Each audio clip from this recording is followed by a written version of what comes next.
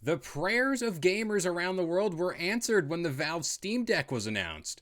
PC gaming on the go looked to be the nail in the coffin for the wildly popular Nintendo Switch. But let's chat a little about why this isn't the case. Up next.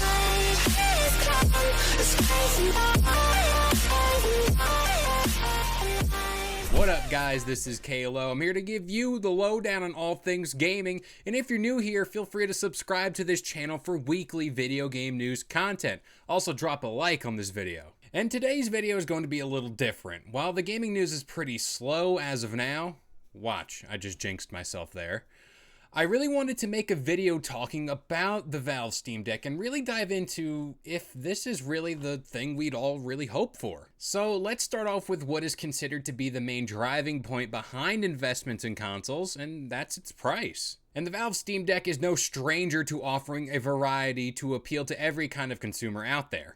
And it comes in 3 different flavors as followed. So for $399, you can get the 64GB model with a carrying case. For $529, you're going to be getting a 256GB model with the case, faster storage, and an exclusive Steam Community Profile bundle. For all you big ballers out there, for $649, you can get all the things we mentioned before, but in a 512GB model, of course with a premium anti-glare etched glass and virtual keyboard theme. It's also worth noting this is all in US dollars. Honestly, I think the Valve Steam Deck is really a good pickup for anybody who can't get their hands on a decent end graphics card or just can't afford building a PC in general. Now, the Valve Steam Deck will get you around 2 to 8 hours of battery life, but that all depends on the type of games you are playing and what settings you have on, of course. Now, much like the Switch, when you play Legend of Zelda Breath of the Wild, you're gonna drain that battery even faster. Now, continuing the trend of most gaming consoles in 2022, at the time of launch, the Steam Deck was only offered via reservation. The GPU shortage over the last 2 years had a lot to do with the Steam Deck delays,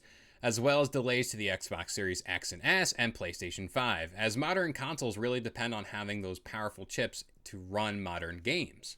And in a weird move that I never really seen in the gaming space, for most of the Steam Deck's life, in order to buy it, you just needed to throw your name in a hat and hope you were one of the lucky few who can actually purchase the console within the calendar year. But as of right now, you can buy the Steam Deck directly from the store with no reservation required. Now, while the concept behind this console is very ideal, I for one do love gaming on my PC. I got the whole setup, it's very comfy, but there are times where I wish I could take the whole setup with me to work, or a long car or plane ride, or just into a separate room. It's also worth noting at this time, Steam has a system in place that checks every game in your current Steam library and either gives it a pass or fail grade when talking about how well said games run on this console. Currently, there are 2,401 verified games, which are the ones that'll run best on your console. Playable games, on the other hand, clock in around 3,680 games, which are more or less games that could run on the console with minor hiccups. And flat out, 2,196 games are unsupported at this time. Some of the titles that aren't up and running right now on the Valve Steam Deck include Destiny 2, Dragon Ball Z Fighters, Dead by Daylight, and the odd man out here is Sims 3. Apparently that didn't make the cut. And as for the top 5 most played games on the Valve Steam Deck, they include Vampire Survivors, Elden Ring, Cyberpunk 2077, Stardew Valley, and No Man's Sky. So those are very high-end games that require a lot of computing power. And this goes to show you that the Valve Steam Deck can pretty much handle any modern title. This also goes without saying, Steam is working very hard to get your whole library ready to go, with games consistently being added to the fold, which is really great to see.